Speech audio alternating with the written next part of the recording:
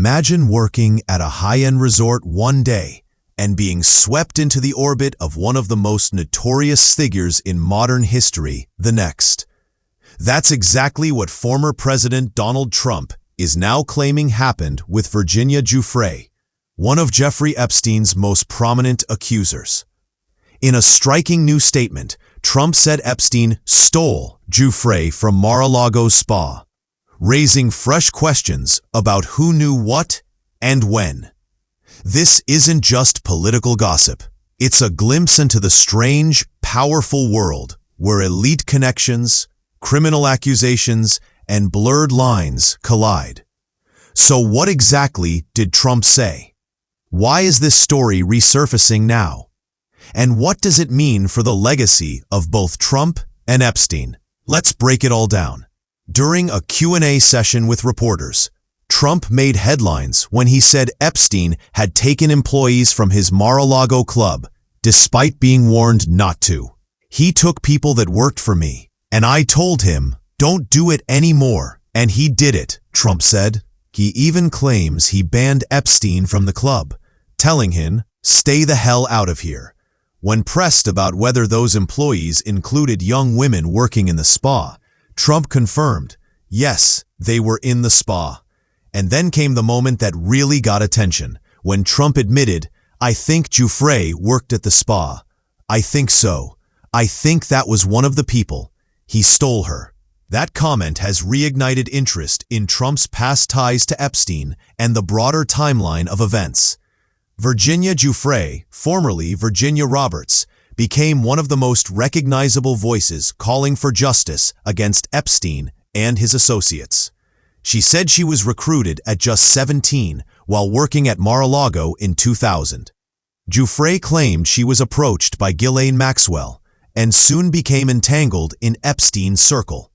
In her deposition, she alleged that she was groomed and trafficked to powerful men, accusations that sparked international headlines. Giuffre filed multiple lawsuits and became central to the public and legal pressure that eventually led to Epstein's 2019 arrest.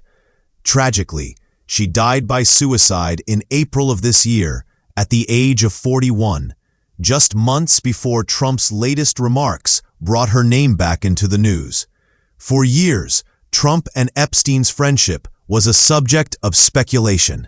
They were photographed together, and Trump even said in a 2002 interview that Epstein enjoys beautiful women, many of them on the younger side. That quote resurfaced in later years as allegations against Epstein grew.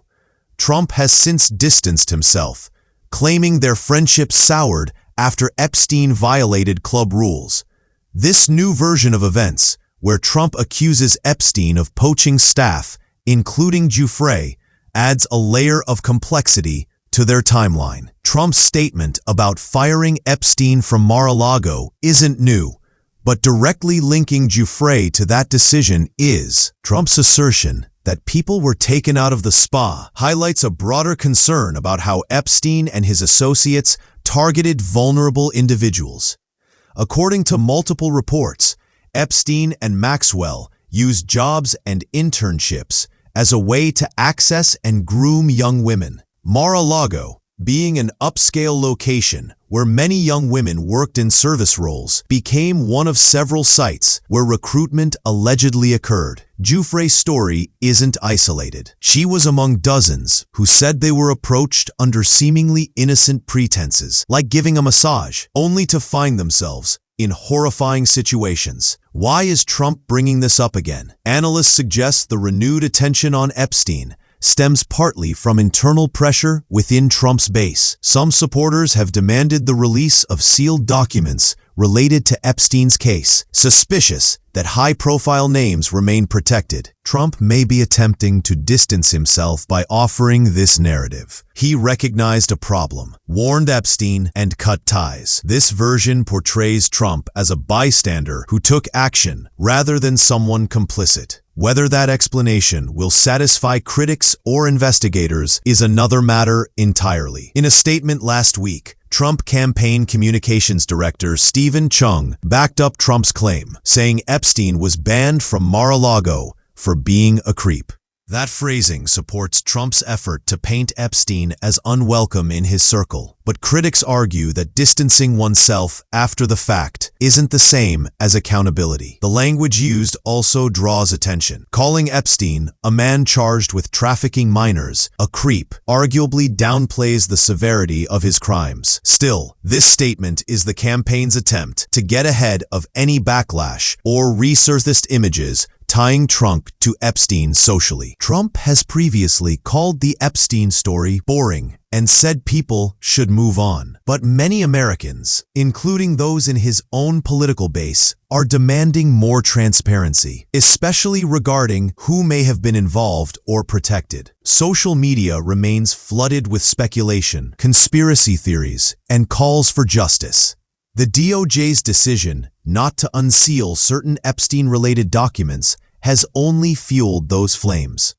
Trump, facing scrutiny, may have strategically chosen this moment to clarify or shift the narrative around his past with Epstein and his Mar-a-Lago staff. Virginia Giuffre spent over 2 decades fighting for justice, not just for herself, but for other victims of Epstein's operation. Her public statements, court filings, and interviews brought critical attention to the scope of Epstein's crime. While her death in April was a tragic loss, her impact on public awareness, legal accountability, and cultural change remains significant. Her name is now once again at the center of one of America's most enduring and uncomfortable scandals. So where does this all go from here? Will more names tied to Epstein be released? Will Trump face deeper questions about his role or awareness at the time? And how will Giuffre's story shape future conversations about accountability at the highest levels? One thing is clear, this isn't just about politics or scandal. It's about people, some of whom never had the chance to tell their full stories. As we wait for more details to emerge, one truth remains. The ripple effects of the Epstein case continue to challenge systems of power, justice, and truth in America today. Following Trump's remarks, media outlets across the spectrum began dissecting every word. Some highlighted inconsistencies in Trump's timeline, while others focused on the renewed spotlight placed on Giuffre's story. Social media erupted with debate, some users praising Trump for speaking the truth, others accusing him of rewriting history to minimize his past connection with Epstein.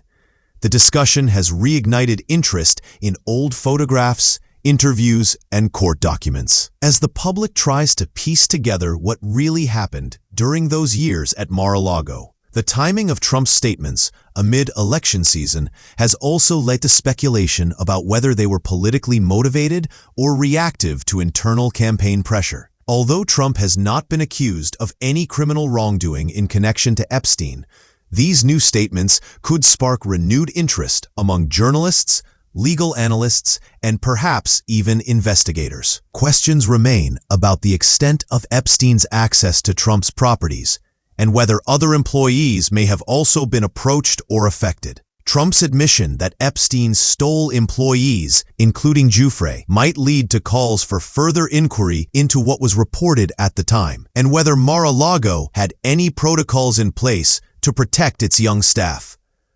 With ongoing public demands for transparency, especially from survivors' advocates, the legal chapter of this story may not be entirely closed. In the end, Trump's claim that Epstein stole Virginia Giuffre from Mar-a-Lago is more than just a headline.